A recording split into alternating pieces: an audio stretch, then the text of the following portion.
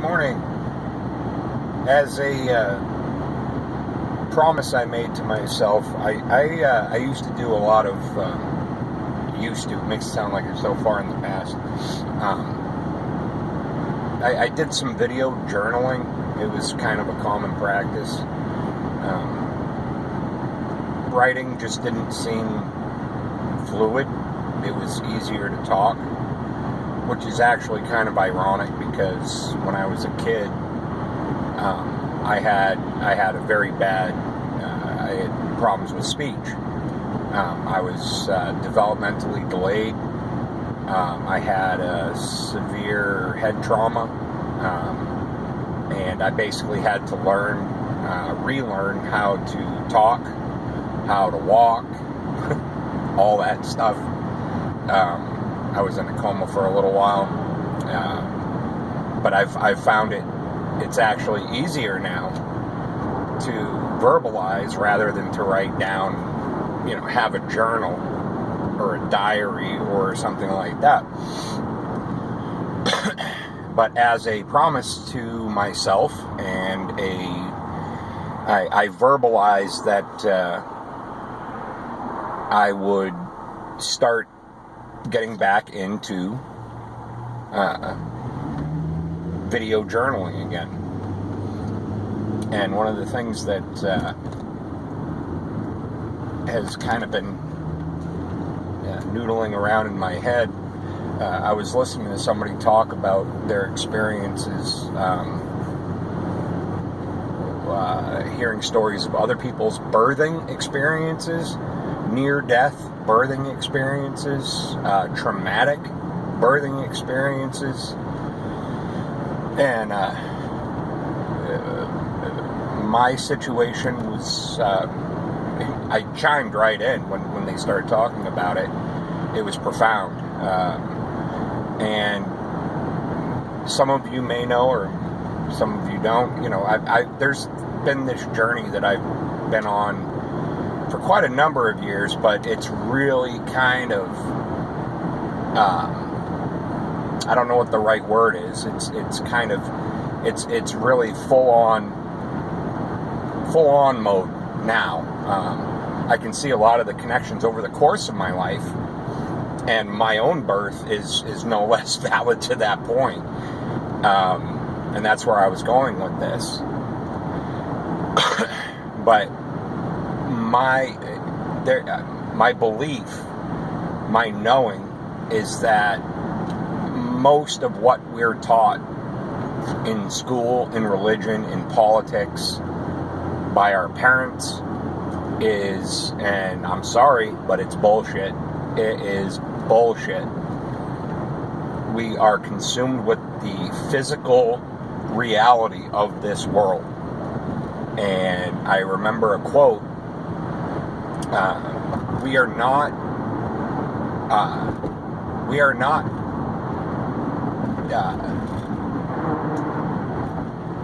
this body. We are not this body. We are the life force that inhabits this body. We are the spirit. We are the shard of light. We are the beingness experiencing life in this realm, if you will. We are the universe in ecstatic motion, breathing, living in this reality. And I would kind of, the way that it kind of makes sense to me is that it's like a field trip. This existence that we're having, that I'm having, is like a field trip. Like, who wants to go there? Get your parents to sign a note for you, and you can go and have this field trip and experience Earth. Experience this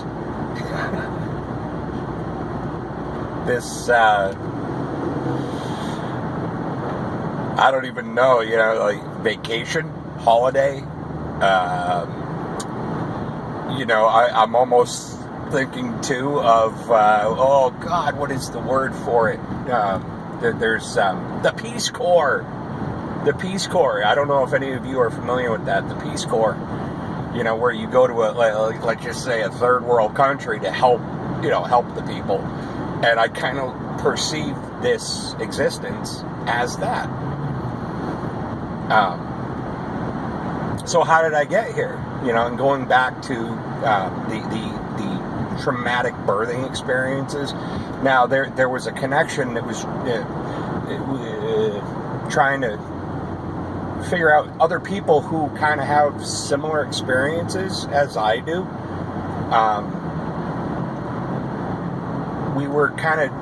There was a question raised that among the folks that kind of resonate on the same wavelength, how many of us have had traumatic or near-death birthing experiences when we were born? And yes, I did. My mother did. I was, the diagnosis was, I believe it was called sideways breech. It was an emergency delivery, but being born in 1966, C-sections were not common practice. It was in those situations, and I can't remember what the name of the tool is. I believe it's a speculum, but in a joking manner, I always referred to them as the salad tongs. Anyway, I was a sideways breech. The umbilical was wrapped around my neck, and they had to use the salad tongs to pull my head to remove me. And in that process, not only of being suffocated by the umbilical cord, well, you're not really breathing in the womb, but the oxygen was definitely being cut off from my brain. And so it was kind of like a double whammy. My mother was morbidly obese, diabetes, high blood pressure, cardiac problems.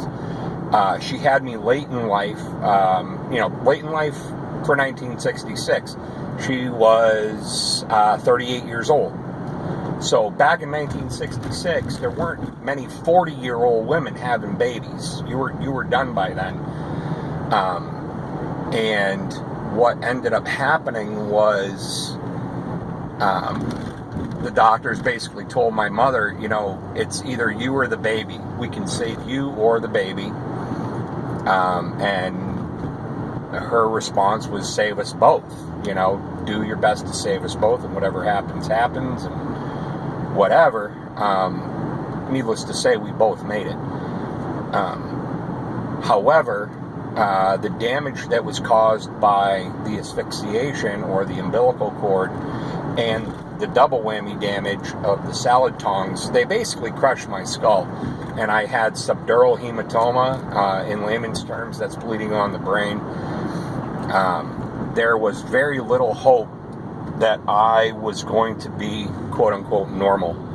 By all the damage that was caused, the prognosis was that I was either going to die very young, or I, at the very least, was going to be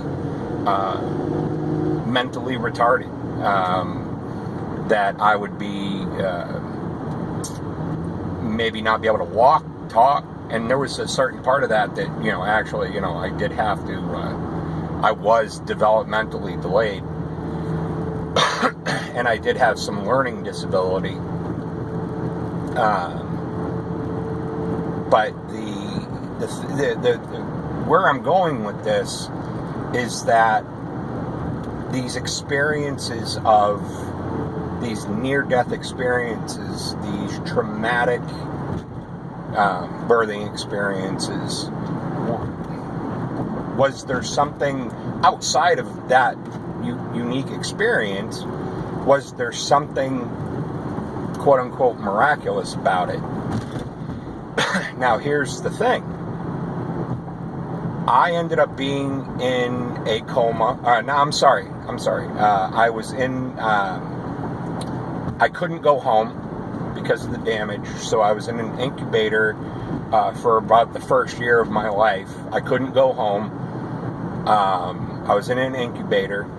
Now, I don't remember, and I asked my sister if she had any other, because she's considerably older than me, what she remembered.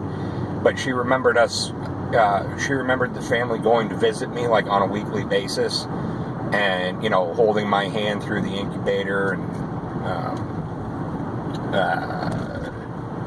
like, where, anyway, the boy in the plastic bubble kind of thing. But the really interesting thing about this whole thing was my mother had severe health problems. I mean, she, you know, I don't mean any disrespect by it, but she was a fucking train wreck, my mother. Diabetes, high blood pressure, cardiac problems, morbidly obese, psoriasis, arthritis. I mean, just a walking wreck. Now, within the first, I don't know, it was, you know, within the first year, and this is a true story, you know, everybody in my family, you know, remembers my mother in that first year, 2 years, 3 years, 4, whatever, following my birth. She no longer had high blood pressure. She was insulin dependent. She was no longer considered a diabetic. Her psoriasis went away, etc., etc., etc. So basically, here I have this traumatic birthing experience. My mother has this traumatic birthing experience with me. And then suddenly, she's healed. The doctors had never seen anything like this. Not only her, basically everything that was wrong with her, with the exception of her morbid obesity, basically everything that was wrong with her went away. She was no longer insulin dependent. Her psoriasis went away. Her arthritis went away. Her diabetes was managed solely through diet. On and on and on. All this other stuff. And here I am, who, you know, over the, you know, first, I can't remember, there's like a certain, you know, after a certain age, you know, 3 to 5 years old, you know, they can see how you're progressing, and there's a scale that they use for, like, you know, a 1-year-old should be able to do this, a 2-year-old should be able to do that. You know, you're walking, you're talking by this age, or whatever. And basically, I blew the doctors away. They could not understand why or how somebody who had the birthing problems that I had, the bleeding on the brain, the oxygen depravity, etc., etc., I shouldn't have been able to walk, talk, breathe. I shouldn't have been able to do anything on my own. Mentally retarded. Very interesting. You know, very interesting to me. And to hear stories of other folks, a fair amount of these other folks who I would refer to as, shall we say, empaths, who have had virtually identical, you know, different circumstances, but virtually the same experiences. And just a very interesting observation. So, finding the validation, like, I'm definitely on the right track. There's still so much that I don't know and I don't understand, and I hear people talking about ethereal realms and you know, in a great many ways, I am still very much learning disabled. I'm an experiential learner, so until I experience these things that these folks are talking about, I don't learn the lesson. But I definitely resonate and vibe with a lot of what's going on. But that's my little jaunt for today. I made a vow. I verbalized a manifestation to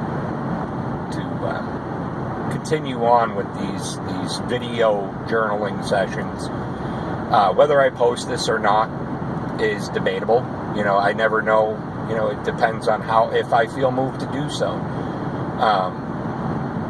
But if I do post this and other people see this, I'm going to say goodbye for now and